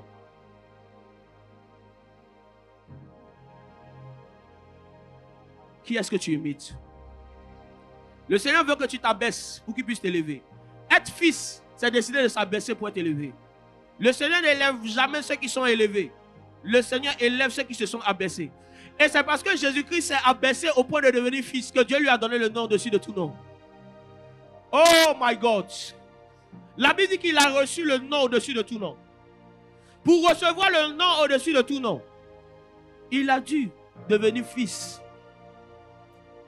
Et c'est pour cela que la plupart du temps quand il parlait, il dit, celui qui me voit celui qui m'a envoyé. Mon Père est plus grand que moi. Il est en train de vous montrer un modèle. Il est en train de nous montrer un modèle. De qui es-tu le fils? Qui est-ce que le Seigneur a mis devant toi pour que tu le suives? Ce que j'ai observé chez le Seigneur, c'est que Dieu ne force jamais une brebis à le suivre. Là, je parle pour des personnes qui sont des pasteurs ou des enseignants, des pères. On ne cherche pas des enfants de force. Parce qu'il faut imiter le modèle par excellence qui est Jésus. Jésus dit que les brebis, les gens qui doivent le suivre, ils reconnaissent le berger. Par quoi? Par sa voix. Donc, ce qui persuade quelqu'un à suivre un père, un pasteur, un berger, c'est la voix de l'esprit qui anime le berger. Donc Jésus disait, je n'ai pas besoin de dire à quelqu'un, tu es ma brebis, suis-moi. Je n'ai pas besoin de dire à quelqu'un, tu es mon fils, suis-moi. Pendant qu'il prêchait, l'esprit convainquait à ces personnes que c'est lui-là que je dois suivre. Il était plus âgé que la plupart, il était moins âgé que la majorité des disciples. Il avait moins de diplômes que la plupart des docteurs. Mais ces brebis reconnaissaient la voix du Messie. Malgré toutes ces choses qui lui manquaient. Et les brebis le suivaient. Tu es un homme de Dieu. Tu ne dois pas aller poursuivre les gens pour qu'ils te suivent.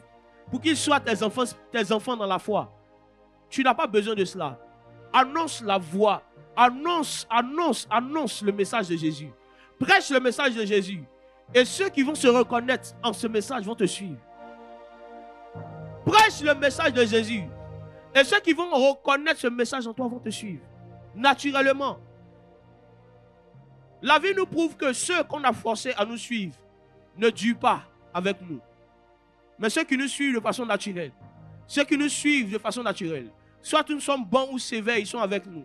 Parce que Dieu les a connectés à nous. Quand tu vois des gens quitter promptement quelqu'un, c'est parce qu'ils n'ont pas été connectés par le Seigneur. Quand tu vois des gens abandonner quelqu'un dans une charge qu'il fait, c'est parce qu'ils n'ont pas été connectés par Dieu. Quand tu vois des gens qui sont avec quelqu'un et qui se frustrent par tout ce qu'il fait, qui trouvent le mal dans tout ce qu'il fait, c'est parce que Dieu ne les a pas connectés. Quand Dieu vous connecte, frère, Jésus a dit à ses disciples, il a dit à la foule d'abord, si vous ne mangez pas ma chair, vous ne buvez pas mon sang, vous ne pouvez pas rentrer dans le royaume. Les gens sont partis, les disciples sont restés, il a dit, vous ne partez pas, partez. Jésus ne cherchait pas à retenir les gens. Quand tu veux des hommes loyaux, tu dois chercher à les faire fuir pour qu'ils restent auprès de toi. Tu vas voir si leur loyauté est intéressée. Lorsque tu vas leur dire, allez, poursuivez votre chemin. Ils vont dire, à qui irions-nous? car les paroles que nous entendons venues de toi, ce sont les paroles de l'esprit de vie. Tu es en train de me dire de partir, mais j'entends dans mon esprit que je dois rester.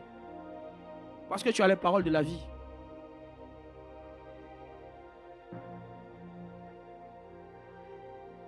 Je ne sais pas pour vous, mais je crois aujourd'hui que vous n'avez pas besoin d'être proche d'un homme de Dieu pour recevoir son onction. Vous n'avez pas besoin qu'on vous impose les mains pour recevoir l'onction. Qu'est-ce que vous devez faire? Qu'est-ce que vous devez faire? Suivre. Imiter.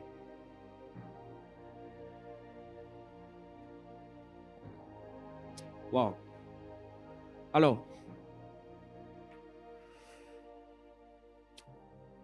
il y a un détail que je veux qu'on voie encore dans la vie de Daniel. Wow. Jésus.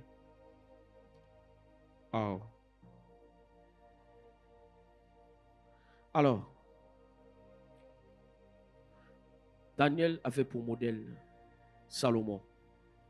Il priait à genoux parce que Salomon a prié à genoux. Il priait en direction de Jérusalem parce que Salomon avait fait cette prière pour dire qu'il fallait que ceux qui allaient être enlevés, déportés en captivité comme Daniel l'était, prient, mais en direction de Jérusalem. Et Daniel pratiquait ce qu'on appelle l'offrande du soir et du matin. Daniel était un esprit antique parce qu'il avait des habitudes antiques. Regardez quelque chose. Nous sommes ensemble dans Daniel 9, versets 20 à 21. Daniel 9, versets 20 à 21. Je parlais encore. Je parlais encore. Je priais. Je priais. Je confessais mon péché. Je confessais mon péché. Et le péché de mon peuple. Et le péché de mon peuple.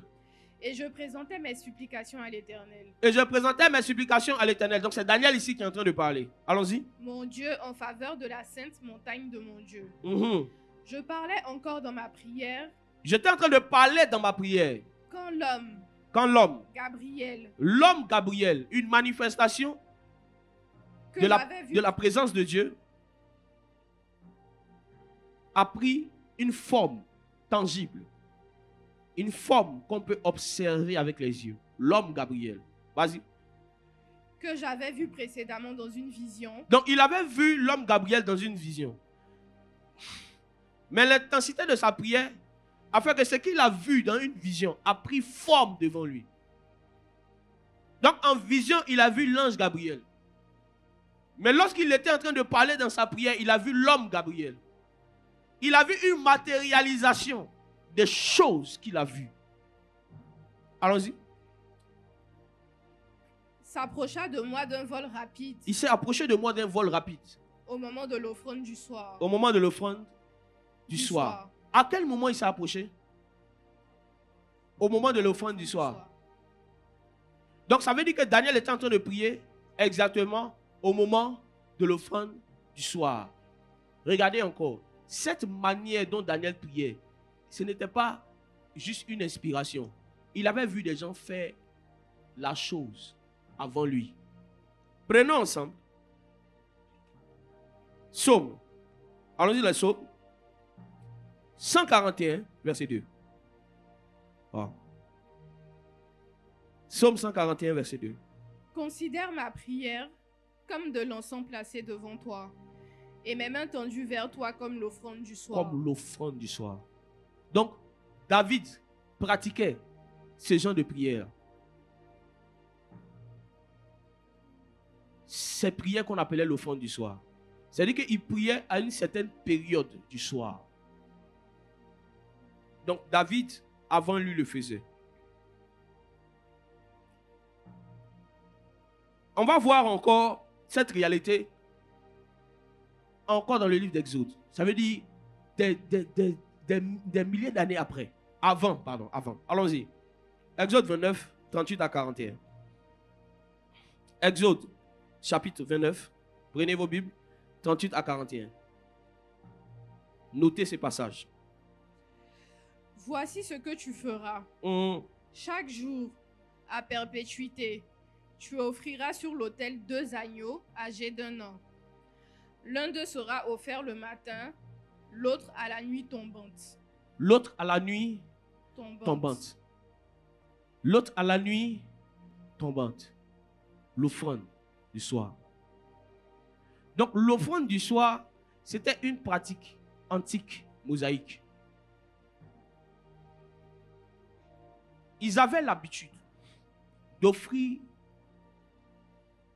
des prières, des supplications. Lorsque la nuit était en train de tomber. Donc ça veut dire quoi? Daniel, ayant observé cette pratique dans la vie de ses pères, il a dit,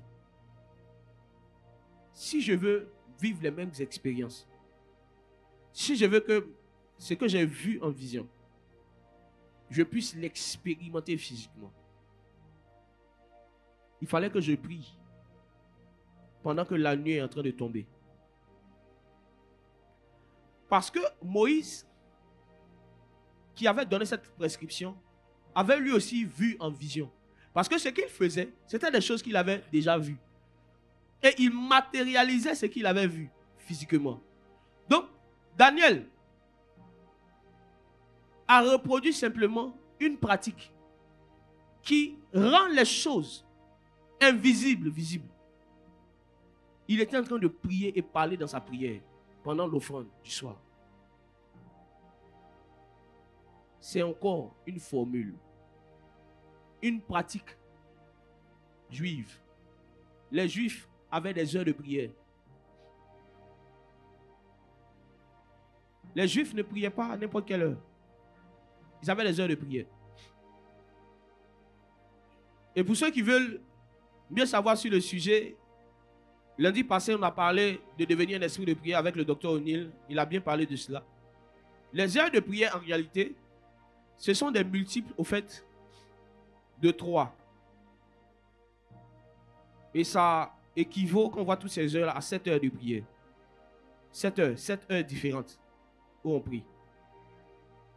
Donc, vous commencez à partir de 3 heures, 6 heures, 9 heures, midi, 15 heures, 18 heures, 21 heures. Et puis, 21 heures, minuit. Vous reprenez la boucle. Donc, je ne suis pas en train de dire que forcément c'est à 16 heures quand vous allez prier que Dieu va vous visiter. Mais je vais vous dire que regardez les Juifs, ils avaient des pratiques comme ça, où en réalité, ils expérimentaient certaines choses avec le Seigneur. Donc ils ont décidé de dédier des tranches horaires au Seigneur, sous l'impulsion du Seigneur bien sûr. Donc vous allez voir que Corneille a vu un ange clairement dans une vision à partir de la 9e heure. C'était une heure précise. Donc même Corneille qui n'était pas juif, il pratiquait la prière à ces heures bien précises. Vous allez voir Pierre qui a, mes frères et sœurs, cette vision où une nappe descend avec différents reptiles. Il a cette nappe principalement à la 6e heure. Vous allez voir encore, lorsqu'on dit que les disciples se rendirent à l'heure de la prière, c'était la 9e heure. Donc les gens savaient qu'il y avait en réalité des moments où Dieu visitait son peuple dans le passé. Donc ils ont décidé d'aligner leur vie de prière en fonction de ces heures-là. Qu'est-ce que ça veut dire? Ça veut dire que si toi aujourd'hui, tu décides de dire, Père, je veux prier à 22 heures. Quand tu décides d'établir un temps de prière à 22 heures, tu n'as pas établi ce temps de prière par toi-même. C'est un accord entre toi et le Saint-Esprit. Parce que tu as dit au Saint-Esprit que tu veux parler avec lui à 22 heures. En fait, lorsque tu vas te prosterner, que ce soit dans ta chambre de prière ou bien dans l'endroit où tu dois prier, le Seigneur n'aime pas qu'on le dévance. Donc le Seigneur est déjà là. En fait, quand tu dis au Père que je dois prier à 22 heures, à 21 heures, il est là, il t'attend. Pourquoi? Parce que le Seigneur n'est jamais en retard, il est toujours en avance. Donc, quand tu commences à avoir une pratique régulière où tu dis, Saint-Esprit, à 22h, je consacre ça pour toi. Il vient t'attendre 1 heure à l'avance. Parce qu'il a toujours une longueur d'avance sur toi. Il vient t'attendre. Et quand, à 22h, tu dois commencer à prier, qu'un homme t'appelle, le Saint-Esprit est là, il t'attend. Il t'attend. Quand tu as fini de communiquer, il est 22h30. Tu veux commencer à prier à 22h40. Ton mari t'appelle. Ou ta femme t'appelle. Le Saint-Esprit est là, il t'attend. Tu as dit que tu vas prier de 22h à 23h. 23h. Il est là, il t'attend toujours. Finalement, tu dors. Et tu te réveilles le matin. Et tu fais une prière très courte. Parce que tu dois aller au travail. Seigneur, je te dis merci pour la journée. Au nom de Jésus. Amen. Le Saint-Esprit est là, il t'attend. Donner un rendez-vous de prière au Saint-Esprit et ne pas le respecter, c'est un manque de respect. C'est un manque de crainte de Dieu.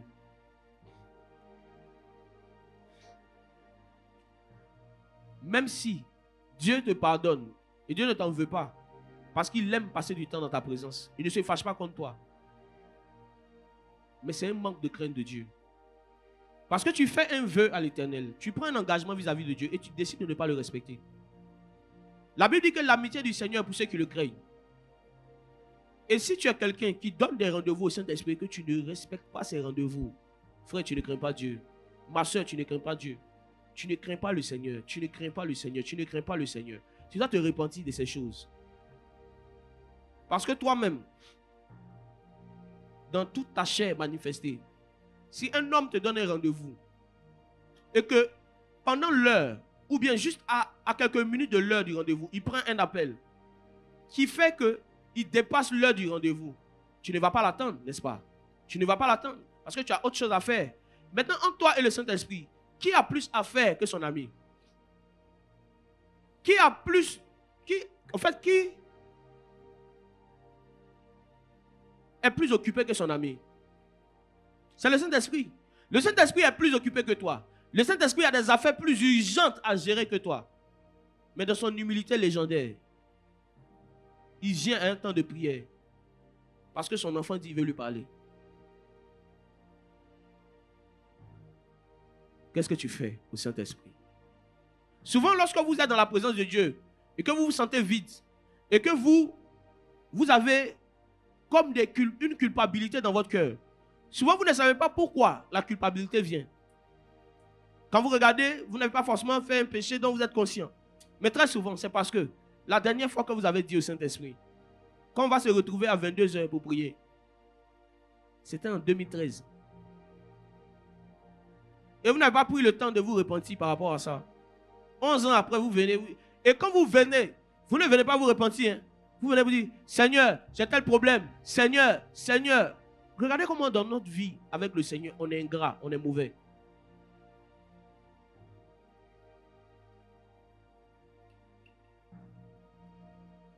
Tu dois te repentir. Si tu écoutes mon message et pendant que je suis en train de lui parler, tu te reconnais dans la chose, réponds-toi dans ton cœur. De tous les programmes de prière que tu as remis à plus tard, parce que tu devais parler avec un homme, tu n'avais pas vraiment de grandes urgences. Tu n'avais pas vraiment de grandes urgences. C'est parce que tu voulais faire plaisir à ta chair. Tu as préféré passer ton temps sur Facebook, ton temps sur WhatsApp, que de passer ton temps avec le Saint-Esprit. Avec le Saint-Esprit. Avec celui qui est mieux que WhatsApp.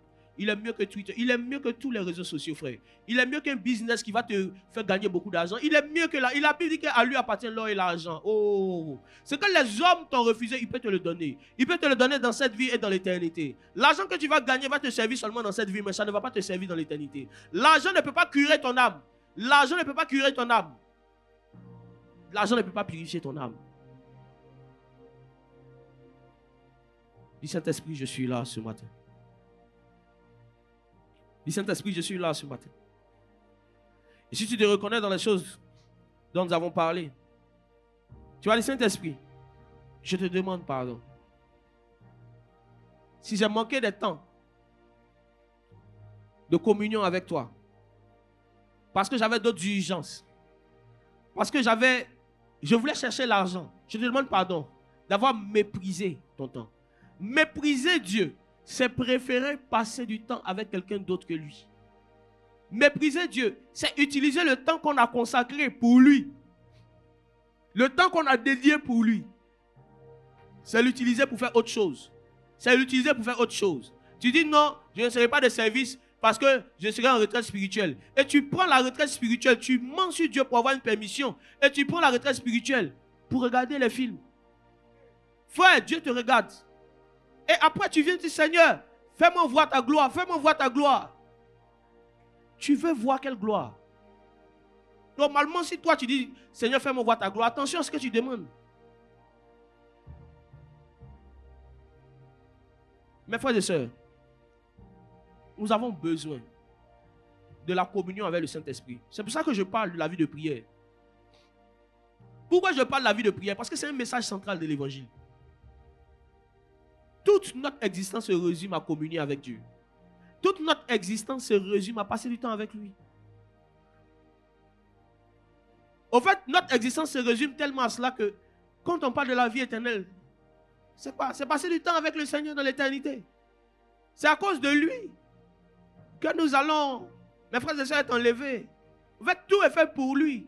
Tout est fait par lui. Tout est fait pour passer du temps avec lui. Il y a des gens, vous ne passez tellement pas du temps avec Jésus, avec l'Esprit de Jésus, que lorsque vous allez aller au ciel, vous allez avoir honte de lui. Parce que vous ne passez pas du temps avec lui. Quelle est la dernière fois où tu as pris un temps de prière? Pas pour prier pour ton problème. Pas pour prier pour les combats de ta famille. Mais pour adorer Dieu. Pour adorer Dieu. Pour adorer Dieu.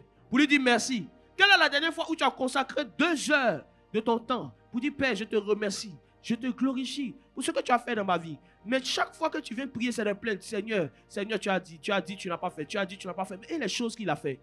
Et les choses qu'il a faites? Pardon. Est-ce que tu as pris du temps pour dire merci à Dieu pour ça? Génération égoïste. Il a dit que nous sommes une génération égoïste. Pourquoi? Parce que nous ne sommes pas reconnaissants. Nous prions que pour obtenir. Mais nous ne prions pas pour devenir. Dis avec moi, Saint-Esprit, je suis là. Dis avec moi, Saint-Esprit, je suis là. Et pendant ces quelques minutes qui nous restent, on va crier au Père. Si tu t'es retrouvé dans les choses que j'ai dites, et que tu veux renouer avec une vie de prière authentique, une vie de prière comme Daniel, synchronisée sur le temps, une vie de prière où tu obéis aux instructions que le Seigneur a données aux hommes avant toi, une vie de prière où tu imites pour avoir les mêmes résultats, tu veux vivre ces choses, dis avec moi, Saint-Esprit, je suis là. Lève les mains, dis avec moi, Saint-Esprit, je suis là. Saint-Esprit, je suis là. Saint-Esprit, je suis là. Saint-Esprit, je suis là. Saint-Esprit, je suis là. Saint-Esprit, je suis là. Saint-Esprit, je suis là. Saint-Esprit, je suis là. Saint-Esprit, je suis là. Wow. Saint-Esprit, je suis là. Saint-Esprit, je suis là. Esprit de prière, je suis là. Esprit de prière, je suis là. Le Seigneur m'a dit que, à travers ce temps, il veut renouveler une relation avec quelqu'un. Il veut renouveler une relation avec quelqu'un. Il veut que quelqu'un ici, qui avait du mal à passer du temps avec lui, redécouvre le Saint-Esprit. Redécouvre le Saint-Esprit. Redécouvre le Saint-Esprit. Le Seigneur veut communiquer encore à quelqu'un l'amour pour sa présence que tu avais perdu. L'amour pour sa présence que tu avais perdu. L'amour pour sa présence que tu avais perdu. Je vais demander à quelqu'un ici qui sent qu'il doit se mettre à genoux comme moi de se mettre à genoux. Et de dire, Saint-Esprit, je suis là. Saint-Esprit, je suis là. Pendant ces quelques instants, ne vous inquiétez pas, même si vous êtes du protocole, mettez-vous à l'aise dans sa présence. Parlez à votre Dieu. Nous avons besoin d'une restauration profonde. Nous avons besoin d'une restauration profonde. Nous devons aimer sa présence plus que l'or et l'argent. Nous devons aimer sa présence plus que tout. Lorsqu'un homme a perdu l'amour pour la présence de Dieu, ça se voit à travers ses sujets de prière. Ça se voit à travers l'idée générale de tout ce qui résume son temps de prière. Seigneur, fais ceci, fais cela. Il n'y a pas de Seigneur, tu es bon. Il n'y a pas Seigneur, tu es digne de recevoir la gloire. Il n'y a pas Seigneur, je veux te voir, je veux te voir. Seigneur, j'aime ta présence. Est-ce que quelqu'un peut dire, Saint-Esprit, je suis là? Saint-Esprit, je suis là. Saint-Esprit, je suis là. Saint-Esprit, esprit de prière. Esprit de prière. Esprit de prière. Esprit de prière. Esprit de prière. Tu es l'esprit de prière. Esprit de prière. Esprit de prière. Papa, tu es l'esprit de prière. Chandelier. Papa, tu es l'esprit de prière. Chata kata kata ta ta ta ta ta. Eli, tu es l'esprit de prière. Chandelier, chandelier. Oh oui, Père, tu es l'esprit de prière. La grâce du câble. L'esprit de prière. Le prophète Zacharie t'a vu. Esprit de prière. Esprit de prière. Daniel t'a rencontré. Esprit de prière, esprit de prière. Esprit de prière. Élie t'a vu, Élie t'a vu. Esprit de prière. Esprit de prière. Et oui, tu es l'esprit de prière. Chante-la. Esprit de prière. Chante-la. Esprit de prière. Esprit de prière. Nanama Shatama Kasabaya. Adranamosine. Esprit de prière. Shatakata Kata Makata Hazakata. Shanama Mama Mama Mama Mama. Esprit de prière. Esprit de prière. Rasakato Kevali. Shana Makata Baba Baba Baba Sataya Kata. Yerebo Sayaya. Esprit de prière. Ratalia Se Baba Baba. Esprit de prière. Amen. C'est dans ce genre de moment que l'esprit de prière se répand sur quelqu'un ici. Et vous savez, il arrive parfois que lorsque vous êtes tellement assoiffé de Dieu, lorsque vous êtes tellement assoiffé de son esprit, le Seigneur va vous faire expérimenter ce que Jean a expérimenté. Jean était dans une île, mes frères et sœurs, déserte. Et dans cette île, il y avait les bêtes sauvages. L'île de Patmos, une île où on avait l'habitude d'envoyer certains malfaiteurs, c'était grands malfaiteurs. Et dans cet endroit, entouré d'animaux, entouré de bêtes sauvages, entouré des hommes ayant des cœurs comme des bêtes sauvages, Jean était dans la prière, car il aspirait, oh my God, dans cet environnement à communier avec Dieu. Je veux dire à quelqu'un ici, que là où tu es entouré d'hommes méchants, là où tu es entouré d'hommes ayant un cœur ingrat, tu as besoin de monter ici. Tu as besoin de monter. Tu as besoin de monter. Il te dit monte ici. Hey,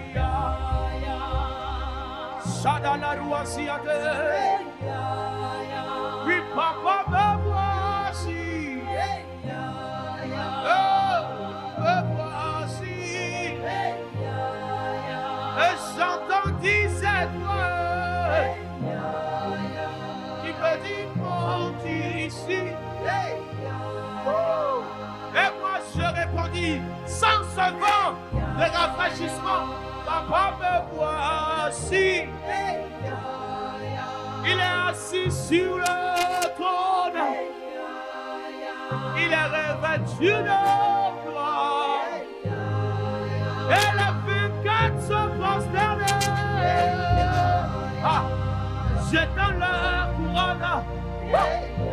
Oh, et les 24 se prosternent. Jetant leur couronne, my God. Oh oui, et moi aussi je me prosterne. Je jette ma couronne, ma loiselle. Au fait, pendant que nous sommes en train de chanter, l'esprit de prière est en train de me dire quelque chose. Regardez, les 24 pouvaient en réalité jeter leur couronne sans se prosterner. Mais les 24 ont compris que pour jeter une couronne devant un roi, il faut se prosterner. Donc, quand on a un rang élevé, si je jette ma couronne en étant élevé, je suis toujours élevé. Mais si je jette ma couronne étant à genoux, je suis abaissé. Et quand Daniel priait 3 fois par jour, étant en réalité premier ministre de Nebuchadnezzar, il jetait sa couronne 3 fois le jour, 3 fois le jour, 3 fois le jour, 3 fois le jour. Papa me voici. Ainsi Daniel se prosternait. Il jetait sa couronne. 3 fois le jour, il se prosternait. Et il jetait sa couronne.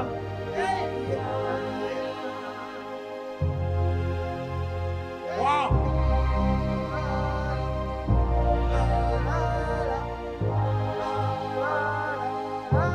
L'esprit de prière est en ce lieu.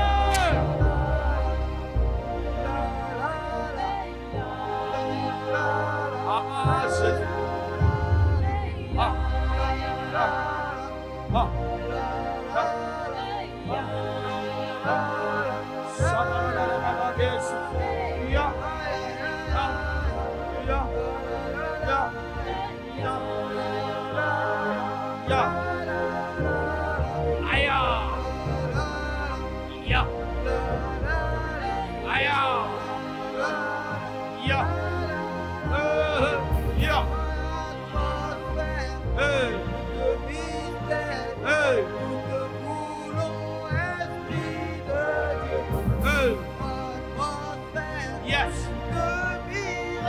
Yes.